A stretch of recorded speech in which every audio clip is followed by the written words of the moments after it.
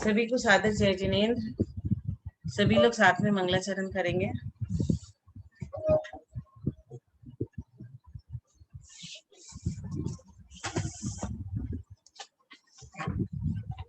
मोक्ष मार्गस्य नेतारं वेतारं कर्म भूभृतां ज्ञातारं विश्वतत्त्वानां वन्दे तद्गुणलब्धये वन्दे तद्गुणलब्धये। वन्दे तद्गुणलब्धये।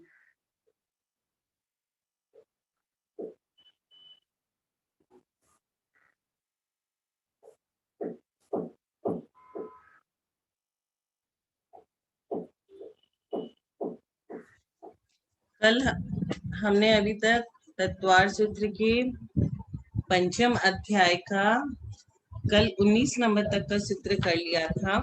एक बार क्विक हम देख लेते हैं कि हमने क्या किया।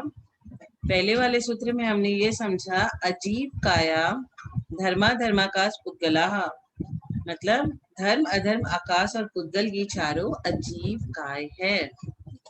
ये चार क्या है? धर्म क्या है? अजीब काय। आकाश क्या है? अधर्म क्या है? पुद्गल क्या है? यहाँ समझ लिया। उसके बाद आया द्रव्याणी, मतलब ये धर्म अधर्म आकाश एवं पुद्गल ये सभी चारों द्रव्य हैं। पहले हम इन चारों के बारे में ये पढ़े कि ये चारों अजीब है। अब क्या बोल रहे हैं? ये चारों द्रव्य है। तो पहला और दूसरे सूत्र में ये बोल रहा है कि धर्म अधर्म आकाश और पुद्गल अजीब भी है और ये द्रव्य भी है। अब जीवाश मतलब जीव भी द्रव्य है, क्योंकि वो सोचने लगे कि जीव क्या द्रव्य नहीं है। तो अजीब के बारे में ये चारों अजीब है, ये चारों द्रव्य है और जीव भी द्रव्य है। अब ये सब परमानेंट है, मतलब नित्य है। नित्य अवस्थितानि अरूपाणि, तो पूर्वोक्त सभी द्रव्य, पूर्वोक्त माने पहले हम जिन द्रव्यों की चर्चा किए, कौन कौन से? धर्म अधर्म और दो कौन से? आकाश और तो धर्म अधर्म काया पुद्गल। आकाश और पुद्गल। काया मतलब तो वो अजीब काया है, उसके लिए आया है। नहीं अब पुद्गल, अब आप आकाश और हमें पुद्गल। समझाओगे। कुमकुम दीदी, पहले सूत्र में हम लोग क्या समझे? पहले सूत्र में हम लोग क्या समझे? धर्म अधर्म आकाश और पुद्गल ये चार अजीब आकाश और धर्म अधर्म आकाश और पुद्गल ये चार क्या है? अजीब है, अजीब काय है। द्रव्य अजीब। और दूसरे नंबर में क्या पढ़े कि ये सब द्रव्य है। और तीसरे नंबर में पढ़े कि जीव भी द्रव्य है। ये तीनों में कोई को कोई कंफ्यूजन नहीं है, एकदम क्लियर है हमारा। उसके बाद चौथे में हम क्या पढ़े कि पूर्वोक्त सभी द्रव्य नित्य है, अवस्थित है और अरूपी है। नित्य मतलब परमानेंट है, हमेशा रहता है वो। रूपी नहीं है, ये अरूपी है। कौन कौन? धर्म। धर्म के कभी आंख होती है, नाक होती है, कान होती है, रूप होता है, रस होता है, गंध होता है, ये सब कुछ नहीं होता। तो ये सब अरूपी है। अधर्म, धर्म, आकाश ये सब अरूपी है। ये भी क्लियर है, कंफ्यूजन नहीं होना चाहिए अपने को। ये चीज अपन को चेक कर रहे हैं। पांचवे में पुद्गल द्रव्य रूपी है, क्योंकि अभी अपने लोग बोल दिए थे कि अरूपी है। तो अरूपी कौन कौन है? कौन कौन से द्रव्य अरूपी है? धर्म अधर्म आकाश। और द्रव्य कितने हैं? धर्म अधर्म आकाश पुद्गल जीव एवं काल, ये सभी द्रव्य, ये छह द्रव्य नित्य है, अवस्थित है एवं अरूपी है। और यहाँ क्या बोल रहे हैं? इनमें से जो पुद्गल द्रव्य है वो रूपी है। क्योंकि हम लोग बोलते हैं अपना शरीर ये भी पुद्गल है, अपने लोग के ये सारा चीज होता है ना। पुद्गल द्रव्य रूपी है, जिनमें रूप पाया जाता है वे रूपी है। रूप गुण विशेष का वाची तथा रस गंध वर्ण आदि रूप के अविनाभावी है। तो अब हम लोग क्या समझे कि धर्म अधर्म आकाश और पुद्गल ये चार अजीब है। ये चार अजीब के संग संग ये चार द्रव्य भी है, और द्रव्य में साथ साथ जीव भी आते हैं। और ये सब नित्य है, ये सब रूपी है और ये सब अवस्थित है। अब पुद्गल द्रव्य जो है वो रूपी है, बाकी सभी द्रव्य अरूपी है। तो धर्म अधर्म ये सारे जितने भी द्रव्य है वो अवस्थित, नित्य और अरूपी है। लेकिन इसमें से जो पुद्गल है वो रूपी है। ये 5 तक हो गया। अब 6 में बोला है आकाश पर्यंत सभी एक एक द्रव्य है। तो आकाश पर्यंत जितने भी हैं वो सब एक एक द्रव्य है। 7वें में तथा ये धर्म अधर्म में आकाश द्रव्य निष्क्रिय है। निष्क्रिय, यहाँ तक कोई कंफ्यूजन नहीं है सबको? यहाँ तक एकदम आसान है, इजी है। अब असंख्येया प्रदेशा धर्म अधर्म एक जीवानाम, ये 8वां नंबर। धर्म अधर्म एवं एक जीव के असंख्यात प्रदेश होते हैं। कितने प्रदेश होते हैं? अब यहाँ से प्रदेश में हम लोग आए हैं। पहले तो हम लोग इनको ये बोल रहे थे कि ये धर्म अधर्म पुद्गल ये सारे जो है ये सब अजीब है, ये सब निष्क्रिय है, ये सब अरूपी है, इनमें से पुद्गल जो है वो रूपी है, और ये सब आकाश तक एक एक एक है। और अब ये आया कि ये धर्म अधर्म एवं जीव के असंख्यात प्रदेश है। ये आया कि धर्म या अधर्म द्रव्य एक एक होते हुए भी असंख्यात असंख्यात प्रदेशी है। इसी प्रकार एक जीव के प्रदेश भी असंख्यात ही होते हैं। असंख्यात मतलब जो संख्या से परे हैं। 9 नंबर में हमने क्या पढ़ा था? आकाश द्रव्य के अनंत प्रदेश है। अभी तक असंख्यात पढ़ा था, यहाँ अनंत आ गया। किसके? आकाश द्रव्य के, क्योंकि आकाश सबको सहारा देता है। आकाश के 2 भेद, लोकाकाश और अलोकाकाश। और लोकाकाश तो असंख्यात प्रदेशी है, लेकिन अलोकाकाश सहित मिलाकर आकाश अनंत प्रदेशी है। लोकाकाश की बात करेंगे तो वो असंख्यात में आएगा, लेकिन लोकाकाश तो असंख्यात प्रदेशी है, लेकिन अलोकाकाश सहित सारे अनंत प्रदेशी हो जाते, संपूर्ण रूप से वो अनंत हो गए। अब 10 नंबर में पुद्गल द्रव्य के असंख्यात असंख्यात एवं च से अनंत प्रदेश भी होते हैं। कितने प्रदेश होते हैं? अनंत। पुद्गलों के, पुद्गल द्रव्य के संख्यात भी हो सकते हैं, असंख्यात भी हो सकते हैं। एवं च मतलब अनंत, ऊपर वाला। और नाणो मतलब परमाणु के प्रदेश नहीं होते। अब नेक्स्ट हम पढ़े थे कि लोकाकाशेव गाहा, लोक ये धर्मादिक द्रव्य लोकाकाश में समाये हुए हैं। ये द्रव्य धर्मादिक द्रव्य कहाँ है? तो ये लोकाकाश में है। अच्छा, उसके बाद धर्म और अधर्म द्रव्य का अवगाह समस्त लोकाकाश में। कहाँ नहीं है धर्म और अधर्म? समस्त लोकाकाश में ये पूर्ण रूप से फैले हुए हैं।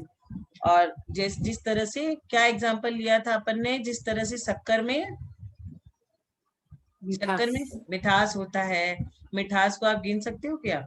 लेकिन वो संपूर्ण रूप से मिठास उसमें व्याप्त है। वैसे ही क्या संपूर्ण लोकाकाश में धर्माधर्म व्याप्त है। ये हो गया अपना 13 तक। 13 तक एकदम आसान है, कोई कंफ्यूजन नहीं है। 14 में पुद्गलों का अवगाह लोकाकाश के एक प्रदेश आदि में विकल्प, पुद्गलों का अवगाह लोकाकाश के एक प्रदेश आदि में विकल्प से होता है। लोकाकाश के एक प्रदेश में पुद्गल का एक परमाणु समा जाता है।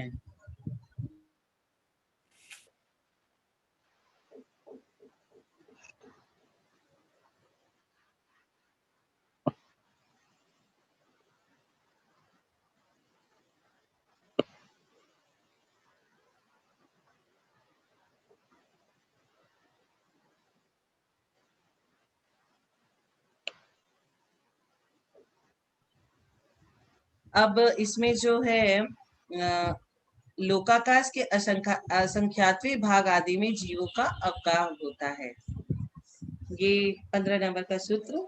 16 नंबर में हमने ये समझा था कि प्रदीप के समान जीव के प्रदेशों का संकोच और विस्तार होने के कारण लोकाकाश के असंख्य भाग आदि में जीवों का अवगाहन बन जाता है।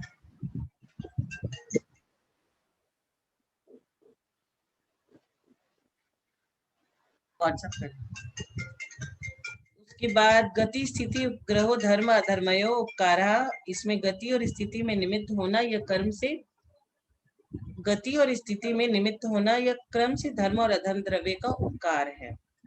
ये हम लोगों ने अच्छी तरह से समझा था कि ये इसमें धर्म क्या है, गति क्या है, जो चलते हुए गतिशील जीव एवं पुद्गल को चलने में सहायकारी होता है उसे धर्म द्रव्य कहते हैं। धर्म द्रव्य क्या है? गतिशील और चलते हुए को सहकारी होना। जैसे आपको कोई बोलेगा कि आप पाँव से चलते हो, आपको कोई बोलेगा आप कैसे चलते हो, तो आप बोलोगे मैं पाँव से चलता हूँ। आप पाँव से चलते हो ना सभी लोग। फिर कोई बोलेगा आज आप चल क्यों नहीं रहे हो, तो आप बोलोगे मेरी इच्छा नहीं है, मैं चल नहीं पा रहा हूँ। तो क्यों नहीं चल पा रहे हो? चलने में आपकी सिर्फ इच्छा मात्र है, लेकिन जो द्रव्य है ना, कौन आपको चला रहा है, आपको ये देखना है, आपको गतिशील कौन बना रहा है, आपको चलने में सहायक कौन है। और वो धर्म द्रव्य अगर नहीं है तो आप कुछ कर पाओगे क्या? कि कुछ नहीं कर पाओगे। तो जो चलते हुए गतिशील जीव एवं पुद्गल को चलने में सहकारी होता है उसे धर्म द्रव्य कहते हैं। चलती हुई मछली का एग्जाम्पल बहुत बढ़िया से हमने समझा था कि मछली अगर रुक जाती है तो क्या जल उसे गिरा देगा? गिरा नहीं पाएगा। और मछली चलती रहती है, जल उसको सहकारी बनता है। और जब पेड़ की छांव में हमने एक एग्जाम्पल अधम द्रव्य के लिए लिया था कि आप बहुत थके हुए हो, आके वृक्ष के नीचे बैठ गए और छां आपको मिल गई वहां से, तो क्या होगा आपका? तो आपको ठंडी ठंडी वहां पे हवा मिली, आप वहां पे बैठ के रेस्ट कर लिए। वो सब धर्म द्रव्य और अधर्म द्रव्य हमने समझा था। वृक्ष की छाया हमेशा वृक्ष के समीप या आसपास ही रहती है, तो रुकने में और चलने में सहायक और सहकारी, ये हमने समझ लिया था कल। अब उसके आगे अवकाश देना आकाश द्रव्य का उपकार है। तो सूत्र में उपकार पद अनुवृत्ति से आया है, ये हमने पढ़ा था। फिर 19 नंबर में पढ़ लिया था कि शरीर वांग मन प्राणापान और पुद्गलानाम, ये शरीर वचन मन और प्राणापान यह पुद्गलों का उपकार है। हमारे पास शरीर है, हमारे पास वचन है, हमारे पास मन है, दो तरह का मन है हमारे पास, दो तरह का वचन है। ये जो प्राणापान है ये सब हमारे ऊपर पुद्गलों का उपकार है। यहाँ तक कल हम लोग कर चुके थे। अब हम आज 20 नंबर से ये करेंगे। 20 नंबर का सूत्र में ये आया है सुख दुख, सुख दुख जीवित मरणोपग्रहश्च। ये वाला सूत्र का उच्चारण 20 नंबर का सभी लोग साथ में करेंगे। सुख दुख जीवित, सुख दुख मरणो जीवित मरणोपग्रहाश्च। दुख दुख जीवित मरणोपग्रहाश्च। सुख दुख जीवित मरणोपग्रहाश्च का मतलब सुख और दुख, जीवन और मरण, ये भी पुद्गलों के जीव के प्रति उपकार है। सुख दुख जीवन और मरण, साता और असाता रूप कर्म के उदय से हमें सुख मिलता है तो हम बोलते हैं साता का उदय है हमारे, और दुख मिलता है तो हम बोलते हैं असाता कर्मों का उदय आ रखा है हमारे। इस तरह से जब कभी उपास करते हैं 10 लक्ष्मी में तो सब एक दूसरे पूछते हैं कि आपको साता है ना, आपको साता है ना। तो साता और असाता रूप कर्म के उदय से अंतरंग हेतु के रहते हुए बाह्य द्रव्यादि के परिपाक के निमित्त से जो प्रीति और अप्रीति परिता रूप परिणाम उत्पन्न होते हैं वे सुख दुख कहे जाते हैं। सुख किसे कहते हैं और दुख किसे कहते हैं, इसमें ये सूत्र में बतलाया है आचार्य ने। सुख दुख जीवन और मरण ये पुद्गल के प्रति, ये पुद्गलों के जीव के प्रति उपकार है। तो ये है क्या? साता और असाता रूप कर्म। साता सभी जानते हैं क्या होता है और असाता क्या होता है, ये सभी जानते हैं। साता और असाता रूप कर्म के उदय से, कर्म का उदय कभी साता कर्म का उदय होता है, कभी असाता कर्म का उदय होता है। अंतरंग हेतु के रहते हुए बाह्य द्रव्यादि के परिपाक के निमित्त से, बाहरी कोई निमित्त से जो प्रीति और अप्रीति परिताप रूप परिणाम उत्पन्न हो जाते हैं वे है सुख और वे है दुख। ऐसा पर्याय के धारण करने में कारणभूत आयु कर्म के उदय से भव स्थिति को धारण करने वाले जीव के पूर्वोक्त प्राण एवं अपान रूप क्रिया विशेष का विच्छेद नहीं होना जीवित है, तथा उनका विच्छेद होना मरण है। जीवन क्या है और मरण क्या है? विच्छेद न होना जीवन है और विच्छेद हो जाना मरण है। किसका? पर्याय की धारण करने में, हम कोई पर्याय में है, मनुष्य पर्याय में है, कोई तिर्यंश पर्याय में है, कोई नारकी में है, कोई देव पर्याय में है, तो सारे जीव किसी न किसी पर्याय में रहते हैं। तो पर्यायों की धारण करने में कारणभूत आयु कर्म के उदय से भव स्थिति को धारण करने वाले जीव के पूर्वोक्त प्राण एवं अपान रूप क्रिया विशेष का विच्छेद नहीं होना, हमारे प्राणों का विच्छेद नहीं होना हमारा जीवन है, और विच्छेद हो जाना मरण है। यह इसमें कहा गया है कि सुख दुख जीवन और मरण। सुख दुख क्या है ये डेफिनेशन समझा दी गई साता और असाता से, और जीवन क्या है और मरण क्या है ये समझा दिया गया। तो सुख दुख जीवन और मरण ये भी पुद्गलों के जीव के प्रति उपकार है, ये सब पुद्गलों के जीव के प्रति उपकार है। तो पुद्गल पुद्गलों का भी उपकार करता है, जैसे बर्तन की सफाई राख से होती है, तो एक पुद्गल दूसरे पुद्गल का भी उपकार करता है। जल की स्वच्छता फिटकरी आदि के द्वारा, एक एकदम गंदा जल है उस पे आप जरा सी फिटकरी घुमाओ, पूरा जल स्वच्छ हो जाता है और उसके अंदर का जितना भी मैल है वो नीचे जम जाता है। कच्चे लोहे को गर्म करके जल में डुबाने से लोहे में पक्कापन आ जाता है। ये सब क्यों बताया जा रहा है कि एक पुद्गल दूसरे पुद्गल का उपकार करता है। कैसे करता है? एक कच्चे लोहे को जल में डुबाते हैं तो लोहा पक्का हो जाता है। तो ये सब क्या है? पुद्गल का पुद्गल के प्रति उपकार है, क्योंकि आचार्य ने कहा सुख दुख जीवन मरण ये भी पुद्गलों के जीव के प्रति उपकार है। दुख और मरण से जीव का उपकार कैसे हो सकता है? अब आप बोलोगे साता से तो मेरा उपकार हो रहा है, जीवन से मेरा उपकार हो रहा है, ये तो मैंने मान लिया आपकी बात, लेकिन अगर आप बोल रहे हो कि मरण से भी मेरा उपकार होता है और दुख से भी मेरा उपकार होता है, तो वो भला कैसे होगा? तो स्वयं एवं दूसरे का दुख संसार से संवेग उत्पन्न करने वाले होने से दुख भी जीव का उपकारक है। वेदना से भी सम्यक तो होता है। मरण में मृत्यु महोत्सव संलेखना को जीव का उपकारक कहा है। किसी का मरण संलेखना से होता है ना, तो वो उसको उपकारक कहा जाता है। अर्थात दुख एवं मरण ये दोनों भी जीव के उपकारक है। कैसे पता है? कभी कभी हस्बैंड वाइफ में लड़ाई हो जाती है ना, तो लड़ाई जब खत्म होती है उसके बाद प्यार और ज्यादा बढ़ जाता है। कभी कभी दो बहनों में लड़ाई हो गई और फिर जब क्लेरिफिकेशन हो गया तो उसके बाद प्यार और ज्यादा बढ़ जाता है।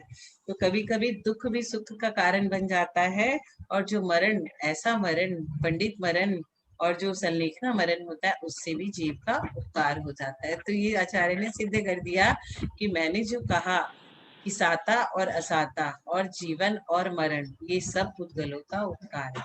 तो अगर किसी को कोई कंट्रोवर्सी लगता है इस बात में कि नहीं यार ये चीज कैसे हो सकती है, तो वो बताए, क्योंकि ये तो सिद्ध हो गया कि साता और जीवन तो सभी को पता है, हाँ भाई इससे तो हमारा बहुत बढ़िया उपकार है। अब मरण से कैसे है ये भी समझा दिया, और असाता से कैसे है ये भी समझा दिया।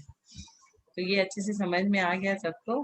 किसी को कुछ बोलना है इस विषय में तो बोल सकते हैं। धर्म, हाँ हाँ बोलिए। जय जिनेंद्र। जय जिनेंद्र, बोलिए। पुद्गल में क्या क्या चीज आता है?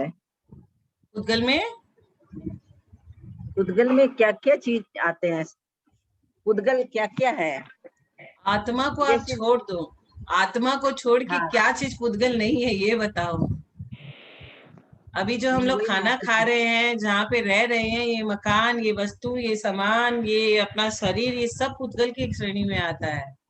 हमेशा संभव सागर जी की जाओगे ना तो संभव सागर जी ये बोलेंगे ये भी तो पुद्गल है, पुद्गलों की क्या तारीफ करना, शरीर तो पुद्गल है, खाना तो पुद्गल है, वस्त्र तो पुद्गल है, इन सब की क्या बड़ाई करना, क्या कहना इनके बारे में। तो पुद्गल में अपनी आत्मा जो है वो अपने पुद्गल में नहीं लेते, और उसके अलावा ये सब चीज पुद्गलों में आ जाती है। जैसे हम लोग की बात हो रही थी ना, पेन पेंसिल बोले सब पुद्गल नहीं है, ऐसा है क्या? सब पुद्गल ही है। सब जो हमें दिखाई दे, जो हमें दिखाई दे जैसे यूज करते हैं वो सब पुद्गल है क्या नहीं है पता नहीं। पुद्गल द्रव्य जो हमें दिखाई रूपी है, पुद्गल द्रव्य रूपी है। इसमें क्या लिखा हुआ है 5वें नंबर के सूत्र में? रूपी न पुद्गलाहा। पुद्गल द्रव्य रूपी है क्योंकि जिनमें रूप पाया जाता है वे रूपी कहलाते हैं। रूप एवं मूर्ति एक अर्थवाची, इसमें मूर्ति भी ले लिया, रूप भी ले लिया। रूप गुण विशेष का वाची है तथा रस वर्ण गंध आदि रूप के अभिवाची है। और उद्गल पद बहुवचन है। हम सरल भाषा में समझो जो हमें दिखाई दे रहा है। हाँ, ये सब रूपी कहलाते हैं, जिसमें रूप पाया जाता है, जिसे हम देख सकते हैं, वो सब रूपी है। धर्म को आप देख तो सकते हो क्या? सबसे सरल परिभाषा ये है समझने के लिए कि जिसे हम जैसे धर्म और अधर्म को हम देख नहीं सकते, धर्म है अधर्म है, पर उसे देख नहीं सकते, इसीलिए इनको अरूपी कह दिया गया 4 नंबर में, 4 नंबर के सूत्र में। ये नित्य है, परमानेंट है, लेकिन अरूपी है। और अपने लोग अपना शरीर है, वस्त्र है, ये सब है, और मकान, ये सब पुद्गल है, अरूपी है, अरूपीन है और पुद्गल है इन सब में। और इस वाले सूत्र में सुख दुख जीवन मरण, ये जो चारों है, ये उपकार है हमारा, ये भी पुद्गलों के जीव के प्रति उपकार है। ये सब उपकार हमारे ऊपर है। अब क्या जीव भी एक दूसरे को उपकार करता है? हम लोग जब किसी को इनविटेशन कार्ड भेजते हैं, मैरिज इनविटेशन कार्ड, खासकर जैनी लोग, कभी कभी समाज को पार्टी देता है, कुछ हुआ, कुछ विधान करवाया और वोट करवाया सामूहिक, तो एक तो वर्ड लिखता है क्या? परस्परो ग्रहो जीवानाम। परस्पर निमित्त होना यह जीव का उपकार है। परस्पर शब्द क्रियावाची है, परस्पर का उपग्रह, परस्परोपग्रह, यह जीव का उपकार है। तो ये क्या सूत्र है? परस्परोपग्रहो जीवानाम।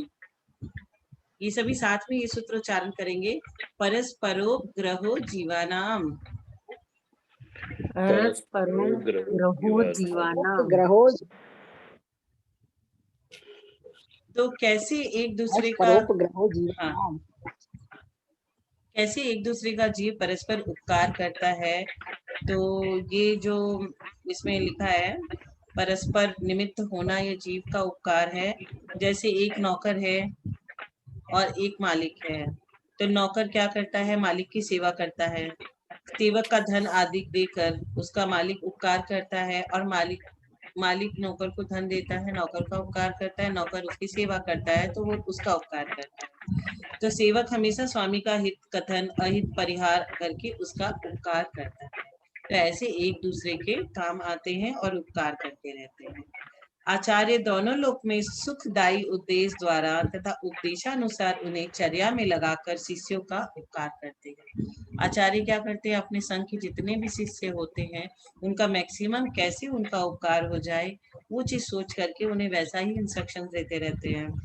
शिष्य आचार्य के अनुकूल चलकर उनका उपकार करते हैं, शिष्य उनको फॉलो करता है, आचार्य जो इंस्ट्रक्शन देता है उनका वही इंस्ट्रक्शन शिष्य फॉलो करता है।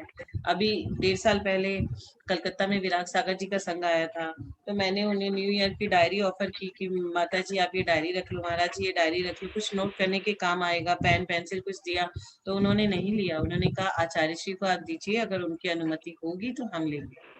तो इस तरह से वो उनका इंस्ट्रक्शन इतना हार्डली फॉलो करते हैं, और वो उन्हें इतना संयम में रखते हैं कि वो जो बोलेंगे वही वो करेंगे। तो सूत्र में उपग्रह पद पिछली सूत्र की पुनरावृत्ति के लिए लिया गया है कि सुख आदि भी जीवों के जीवकृत उपकार है। तो इसमें इसीलिए उपग्रह शब्द का वर्ड लिया, परस्पर उपग्रह जीवानाम, परस्परोपग्रहो जीवानाम, ये संधि विच्छेद किया, परस्पर उपग्रह जीवानाम। तो परस्पर निमित्त होना यह जीवों का उपकार है।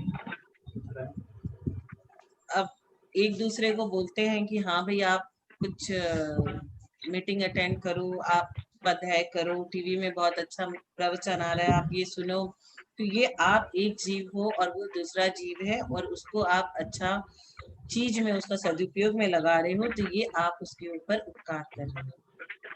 बदले में आपको भी मिल रहा है 1/6 पुण्य। आपने किसी को भी बोला कि यहाँ प्रवचन हो रहा है, यहाँ तत्वाय सूत्र की वांछना हो रही है, समय सार हो रहा है, आप ज्वाइन करो, उसने कर लिया, आपने उसका उपकार किया, और बदले में आपको भी 1/6 पुण्य मिल गया, आपका भी उपकार हो गया। तो दोनों एक दूसरे का उपकार करते हैं। जैसे हमने पहले के अध्याय में नरक के जीवों के लिए पढ़ा था कि उनमें जो दुख होता है वो बाहरी निमित्त से होता है कि अंदर के निमित्त से होता है? क्यों कुमकुम दीदी, इसके बारे में आप बताएं। क्या पढ़ा था हमने? परस्पर भी वो एक दूसरे से झगड़ा कर करके दुख पैदा कर लेते हैं और एक दूसरे को दुखी कर देते हैं। मारना पीटना करना, नाटकी लोग इस तरह से परस्पर एक दूसरे को परेशान करना और सब बाहर करते रहते हैं। और यहाँ पे हम लोग ये पढ़ रहे हैं परस्परो ग्रहो जीवाना। तो धर्म द्रव्य से दीदी लेकर वहाँ के सूत्र आया था दीदी, हाँ, वहाँ हाँ, सूत्र आया था परस्परो धीरित दुःखाः, हाँ, तो वो तो परस्परो धीरित दुःखाय। हाँ, और यहाँ पे हाँ, एक दूसरे का उपकार परस्परोपग्रहो जीवाना। जीवन, हाँ, हाँ, बहुत यहाँ पे सुंदर जोड़ा। तो धर्म हाँ, द्रव्य से अच्छा लेकर के लगा। जीव द्रव्य तक उपकारों का कथन किया हमने।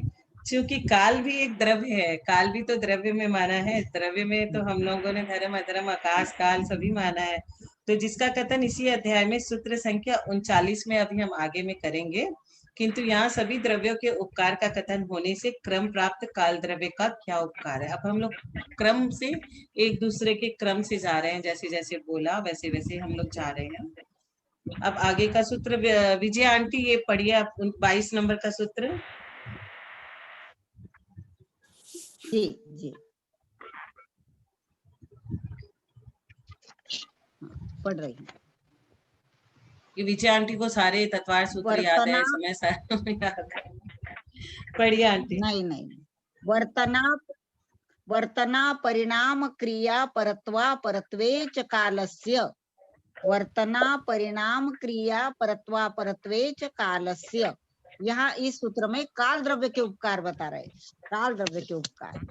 पढ़िए सभी दीदी लोग आप। बोले, सभी लोग साथ में बोले। वर्तना परिणाम क्रिया परत्वे परत्वे च कालस्य। क्रिया है नहीं है कुमकुम दीदी, आपने क्रिया हा पढ़ा, क्रिया के हाँ, आगे क्रिया विसर्ग तो नहीं है। विसर्ग लगा हुआ है। इसमें है, विसर्ग है दीदी, मेरे इसमें नहीं है, नहीं है, मेरे मेरे हम में लोग की नहीं किताब है। में है, आप हमारी मेरे में किताब में है। किताब में है क्या? हाँ, नहीं, मेरे इसमें में नहीं है। हमारी में है। हाँ जी जी जी, हमारी में है मेरे भी दीदी, नहीं है। हमारी किताब में है। कोई बात नहीं, कोई बात हाँ, तो इसका क्या हुआ, इसमें क्या क्या है? वर्तना, परिणाम, क्रिया, परत्व एवं अपरत्व, ये काल द्रव्य के उपकार है। काल द्रव्य के उपकार क्या क्या होते हैं ये समझना है हमें। तो अब इसमें ये सब नाम दिया गया है। तो ये सब क्या है? धर्मादि द्रव्यों की पर्याय के परिवर्तन में जो बाह्य सरकार, धर्मादि द्रव्य हम जो आगे पढ़े थे, धर्म अधर्म, तो इन सब द्रव्यों की पर्यायों के परिवर्तन में जो बाह्य सहकारी कारण है, अतः उसे परिवर्ताने वाला काल, बदलने वाला काल है। ऐसा मानकर वर्तना काल द्रव्य का उपकार कहा है, क्योंकि द्रव्य की पर्याय बदलती है। वर्तना क्यों कहा गया है? धर्मादि द्रव्यों की पर्याय के परिवर्तन में, परिवर्तन मतलब चेंज में, पर्याय उनकी चेंज हो जाती है, तो वह सहकारी कारण है, अतः उसे परिवर्ताने वाला काल है। ऐसा मानकर वर्तना काल द्रव्य का उपकार कहा है, क्योंकि द्रव्य की पर्याय बदलती है और उसे बदलाने वाला कौन है? काल। काल के कारण ऐसा हो गया। हम कहते हैं पर्याय क्यों बदली, द्रव्य क्यों बदला, और उसके पलटाने वाला कौन है? वो सब पलटती हैं, बदलती हैं, कौन, किसके कारण? काल के कारण। तो ये काल द्रव्य धर्मादि द्रव्यों के परिवर्ताने में उदासीन निमित्त कारण कहा है। ये निमित्त है और ये उदासीन निमित्त है। इसके निमित्त से धर्मादि द्रव्यों के परिवर्ताने में ये कारण बनता है। एक धर्म की पर्याय की निर्वृत्ति करके दूसरे धर्म के पैदा करने रूप और परिस्पंदन से रहित द्रव्य की जो पर्याय है, उसे हम परिणाम कहते हैं। आप पहले गुणस्थान में हो मिथ्यात्व में, फिर आप चौथे गुणस्थान में पहुंच गए, कौन से? समित्व में। तो आपका जो ये चेंज हुआ, गुणस्थान आपका बदल गया, पहले से चौथा, चौथे से पहला, पहले से दूसरा, दूसरे से तीसरा, तीसरे से चौथा। उसके ऊपर तो हम सोच ही नहीं सकते, क्योंकि हम अभी व्रती और संयमी है नहीं, तो हम इन चारों के बीच में घूमते रहते हैं। तो जैसे जीव को क्रोधादि पर्याय एवं पुद्गल के वर्णादि पर्याय, हमें हमारी पर्याय कैसे बदली, कैसे कैसे एक सेकंड में बदल जाता है हमारा नेचर, हमको गुस्सा आ जाता है, कैसे आ जाता है? एक बार विवेकानंद जी फॉरेन कंट्री में गए, प्रवचन दे रहे थे, किससे कि अपनी वाणी को हमेशा हमेशा एकदम सॉफ्ट रखना चाहिए, और हम जो सूत्र और मंत्र का उच्चारण करते हैं उससे हम कुछ भी बदल सकते हैं।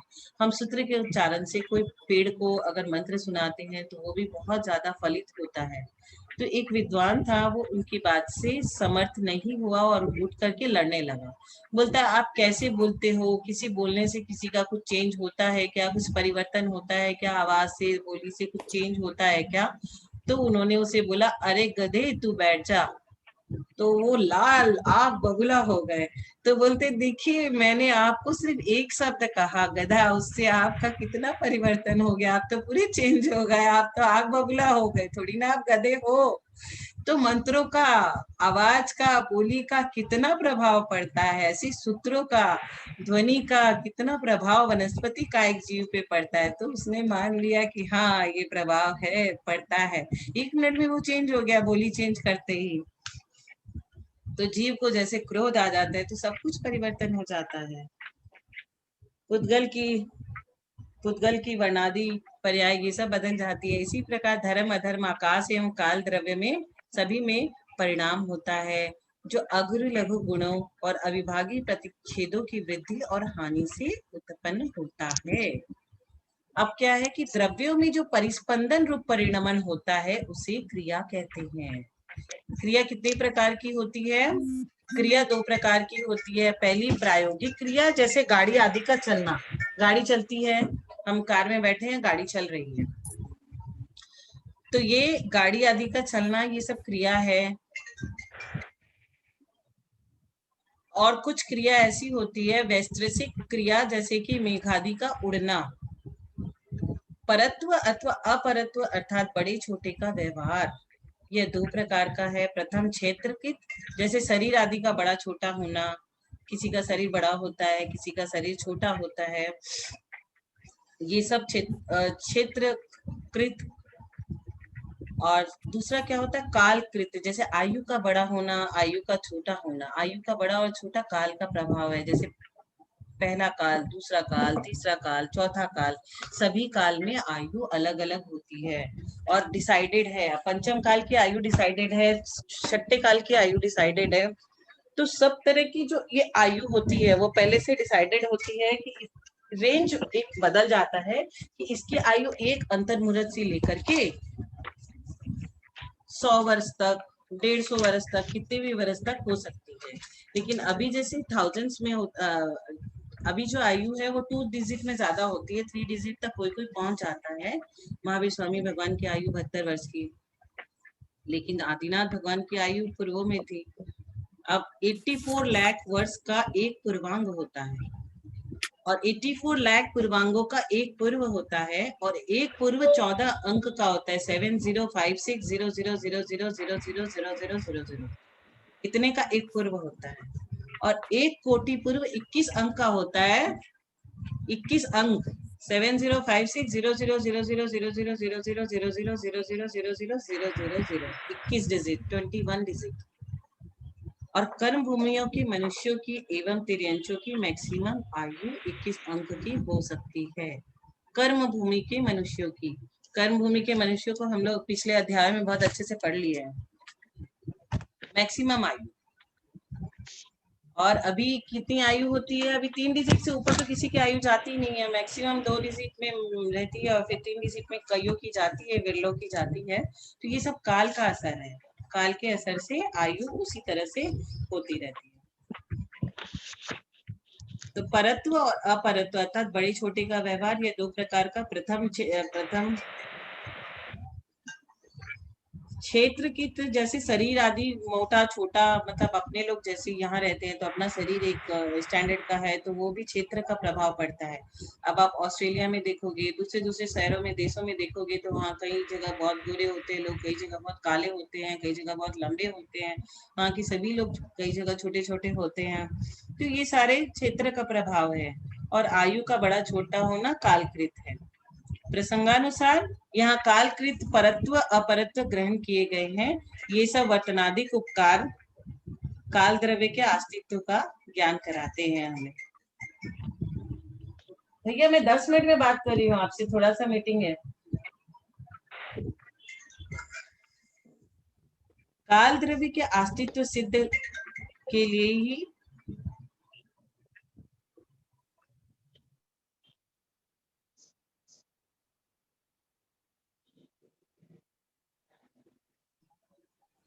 काल द्रव्य के अस्तित्व सिद्ध के लिए ही उसके द्वारा होने वाले अन्य द्रव्य के प्रति उपकार का विस्तार से कथन किया गया है। प्रसंगानुसार कालकृत काल के भी दो प्रकार होते हैं, परमार्थ काल पहला और दूसरा निश्चय काल। नहीं, पर प्रसंगानुसार कालकृत काल के भी दो प्रकार होते हैं, पहला परमार्थ काल और दूसरा व्यवहार काल। परमार्थ काल को निश्चय काल कहते हैं, जिसका वर्तना लक्षण है, उसमें भेद नहीं होते। परमार्थ काल एक ही होता है और उसके भेद नहीं होते। और दूसरा व्यवहार काल, जिसका परिणामादिक लक्षण है, जो 3 प्रकार का होता है। व्यवहार काल जैसे हम लोग बोलते हैं ना, पास्ट, प्रेजेंट एंड फ्यूचर, भूतकाल, वर्तमान काल और भविष्य काल, ये 3 हम लोग बोलते रहते हैं। इनमें से परमार्थ मतलब पहला, निश्चित काल में काल या संज्ञा मुख्य है एवं उसके भूत, वर्तमान एवं भविष्य विशेषण गौण है। इसमें ऐसे हम बाइफर्केशन नहीं करते हैं भूत, भविष्य और वर्तमान की। और दूसरा जो है उसमें पास्ट, प्रेजेंट और फ्यूचर तीनों आ जाए।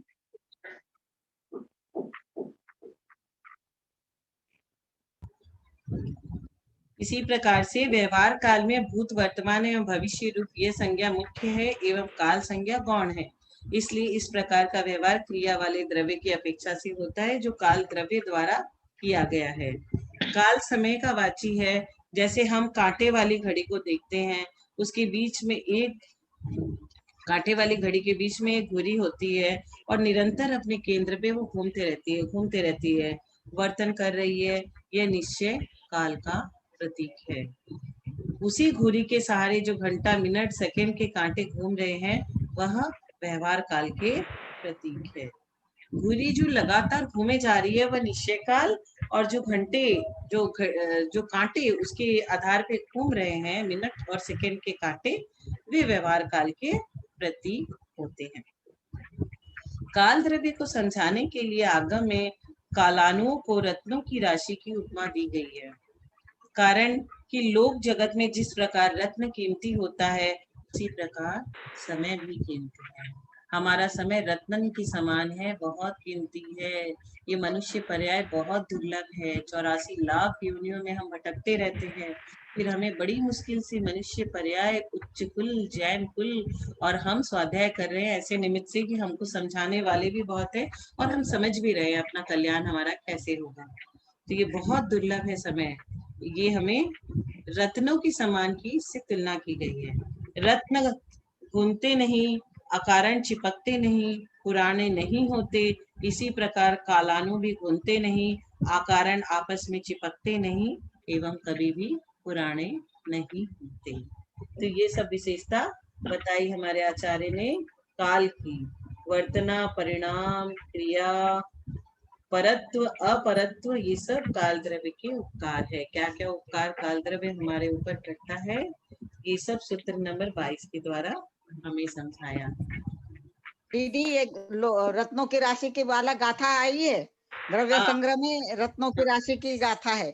लो या सपदे से इक्के के जेठिया हूँ इक्के का रयनानम राशि में वते कालानु असंख दव्वानी।